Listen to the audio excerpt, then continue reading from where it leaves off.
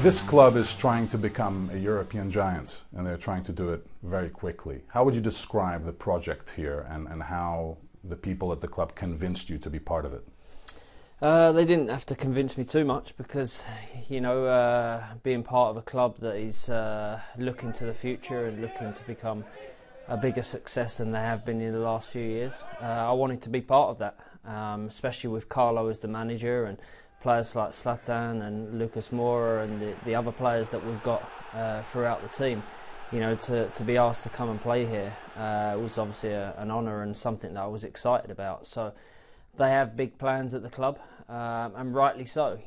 Paris is an amazing city, like you said, amazing culture. And this club's not been around for many years, and the success that they want to achieve is doable, so is achievable. What do you think continues to make you so popular? What do you think people want from you all the time? Because no matter how long you go in your career, the attention doesn't stop. Yeah. No, I've had the attention almost everywhere I've played or everywhere I've gone or everywhere I've lived, and that's the attention I've got used to. There's other things that come with me and that come with me coming to a club, like you said, but I think the thing that people always look at is the professionalism. Yeah, you mentioned your family, and I believe they're in London, you're here in Paris, you go back and forth all the time. How is it being back in Europe and being so close to London again? When you speak about the sacrifices, that's obviously the sacrifice that I have to make as a father and as a husband. Being away from my family. It's only for a short time, but it's difficult being away from the children. Being away from the children every single day. But they understand it. They understand that Daddy works hard.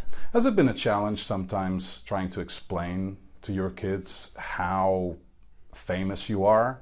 How their life is not like other kids' life, how there are certain things that they just can't do, and my eldest now is at the age where he kind of wants to do things and wants to go places, and you kind of have to hold him back, or we have to hold him back, because you have to kind of explain it to him that there's certain things that he can't do.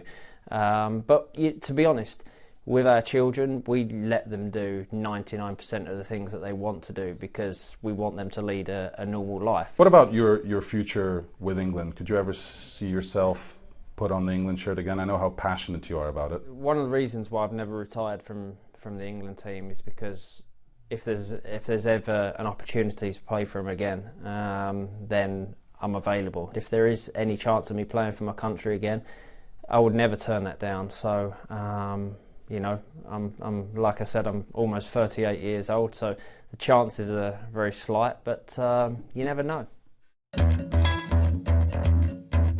You've lived in a lot of different places, seen a lot of different cultures, tasted a lot of different foods. What's your favorite type of cuisine? Favorite type of cuisine? Oh my goodness. I love French food, I must admit. Obviously living here at the moment, but I've always loved French cuisine. Any dish in particular? I like snails, actually. Okay. I like snails. Escargot? Funnily enough. Yeah, I'm from Portugal, we eat that a lot too. Favorite city? London. All right. Favorite stadium to play in? Wembley.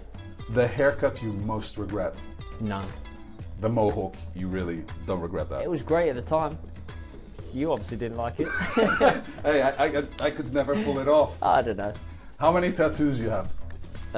32. All right. Favorite one?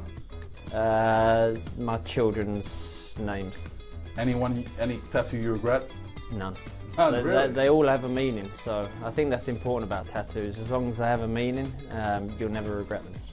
What's the most impressive mobile number you have on your phone? Someone you could just dial up. Obama? That would be telling. That would be telling. I'm not asking for the number. Nope. But you know a lot of big celebrities. Yeah. What's one of them? I'm sure you can work it out. Okay. Well, I'm gonna take a stab in the dark and say that you've got Tom Cruise's number. Yes. For example, who's more famous, he or you? Him, without a doubt. Come on. Without a doubt. In Asia, even? Of course, everyone loves Tom. He's an amazing person. Who's better looking?